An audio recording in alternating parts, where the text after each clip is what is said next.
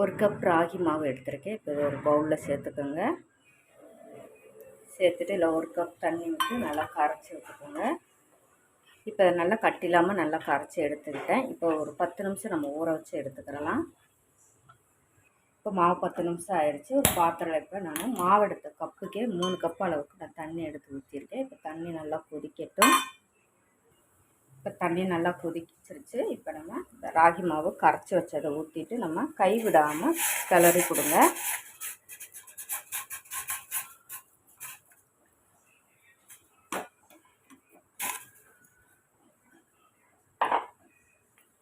கொஞ்சம் சிம்மில் போட்டுட்டே கிளறி கொடுங்க.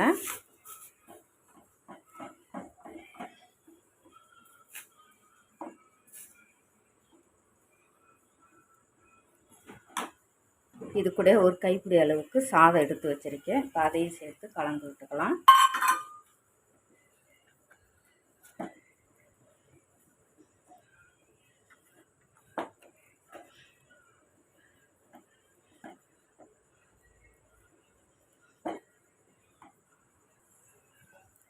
இது அப்படியே 2 நிமிஷம் நம்ம சிம்மிலே போட்டு மூடி வைக்கலாம். 2 நிமிஷம் ஆயிடுச்சு. நம்ம இதை எடுத்துக்கலாம். மறுபடியும் நம்ம கலந்து விட்டுக்கலாம்.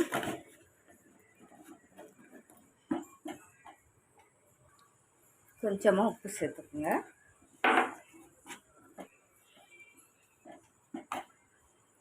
இப்போ நம்முடைய ராகி கூழ் ரெடி ஆயிடுச்சுங்க. நல்லா உங்களுக்கு எப்படி பக்குவம்னா உங்களுக்கு நல்லா கிண்டும் போதே நல்லா கொஞ்சம் நல்லா கிண்டணுங்க, வேக விடணும். அப்போ தான் உங்களுக்கு வயிறுலாம் வலிக்காது. ராகி மாவு நல்லா வெந்தால் தான் நமக்கு கூழும் நல்லா டேஸ்ட்டாக இருக்கும், வயிறு வலிக்காது.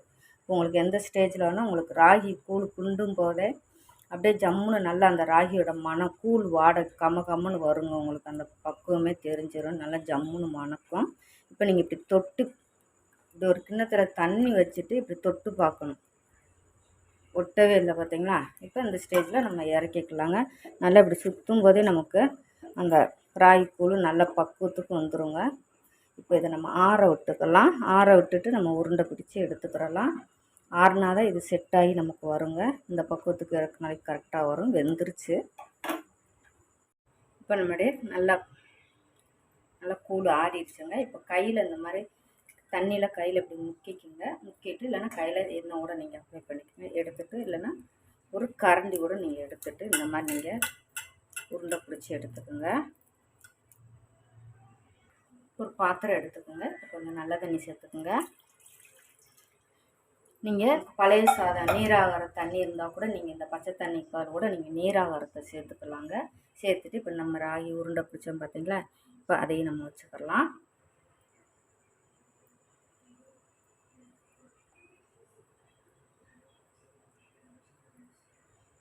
இப்போ நான் எனக்கு 4 உருண்டைக்கு வந்திருக்குங்க. இது இப்போ இருக்கட்டும். நமக்கு காலையில் எடுத்து நம்ம முழுசாக வீடியோ பாருங்கள். அப்போ தான் நமக்கு புரியும். இப்போ இது இருக்கட்டும். நம்ம மூடி போட்டு வச்சுக்கலாம். நான் சொன்ன மாதிரி உங்களுக்கு வீட்டில் பழைய சாதம் ஊற்றிட்டு நீராகாரம் இருந்தால் இந்த மாதிரி நீராகார தண்ணிக்குள்ள கூட இந்த உருண்டையை போட்டு வச்சுக்கலாங்க. நமக்கு காலையில் எடுத்து கரைச்சிக்கலாம். இப்போ அடுத்த ஸ்டெப்பு நம்ம என்னென்னு பார்க்கலாம். வீடியோவை முழுசாக பாருங்கள். இப்போ இது இருக்கட்டும். இப்போ நம்ம எடுத்துக்கலாங்க. ரெடி ஆயிடுச்சு. இப்போ இதில் நம்ம ஒரு உருண்டை எடுத்து கரைச்சிக்கலாம்.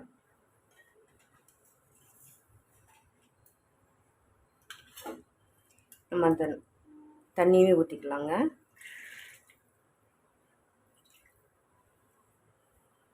ஏற்கனவே நம்ம கூழ் காய்ச்சும் போது நம்ம உப்பு போட்டோங்க. இப்போ கொஞ்சம் நம்ம குடிக்கிறதுக்கு சேர்த்துக்கலாம்.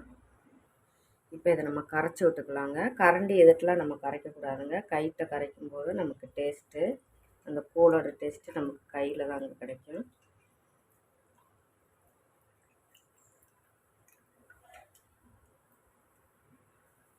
இதில் நம்ம இன்னொரு உருண்டோட சேர்த்துக்கலாங்க. சேர்த்துட்டு நல்லா கை வச்சு பிசைஞ்சுக்கலாம். நம்ம அந்த கை வச்சு பிசையும் போது அந்த கூழுக்கே டேஸ்ட்டுங்க. நல்லா நம்ம கட்டி இல்லாமல் கரைச்சி எடுத்தாச்சு. இப்போ நல்லா கட்டி இல்லாமல் கரைச்சாச்சு. இதில் தயிர் சேர்த்துக்கோங்க. இதில் கொஞ்சம் வெங்காயம், 2-3 மிளகாய். இது இப்போ நல்லா நம்ம கைவிட்டு கரைச்சிக்கலாம். ரெடி ஆகிடுச்சுங்க. நம்ம கூழ் நல்லா கட்டி இல்லாமல் நல்லா கரைச்சிருக்கோம் பார்த்தீங்களா? இந்த மாதிரி நம்ம இப்போ நம்ம ஊற்றுறதுக்கு நம்ம ஒரு பவுலில் ஊற்றிக்கணும், ஒரு கிளாஸில் இந்த அளவுக்கு இருக்கணும்.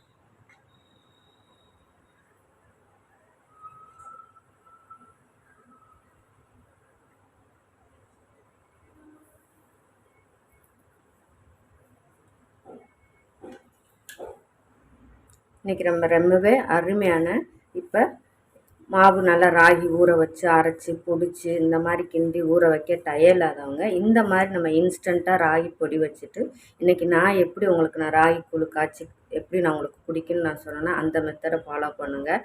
இன்ஸ்டண்ட்டாக இப்போ பிகினர்ஸ்க்குலாம் தெரியும், டக்குன்னு நமக்கு ராகி கூழ் குடிக்கணும், இந்த மாதிரி செய்யலாங்க. இன்றைக்கி நான் எப்படி செஞ்சேன்னா அந்த மெத்தட் இந்த வெயில் காலத்துக்கு ராகி இந்த மாதிரி கூழாக எடுத்துக்கோங்க. காலையில் மதியம் எப்போ வேணாலும் நம்ம குடிக்கலாங்க. கரைச்சி வச்சுக்கிட்டா நம்ம குடிக்கும்போது இந்த வெயிலுக்கு வெளியில் போயிட்டு வந்த நேரம் குடிக்கும்போது ராகி ரொம்பவே உடம்புக்கு குளிர்ச்சிங்க, சூட்டையும் தணிக்குங்க.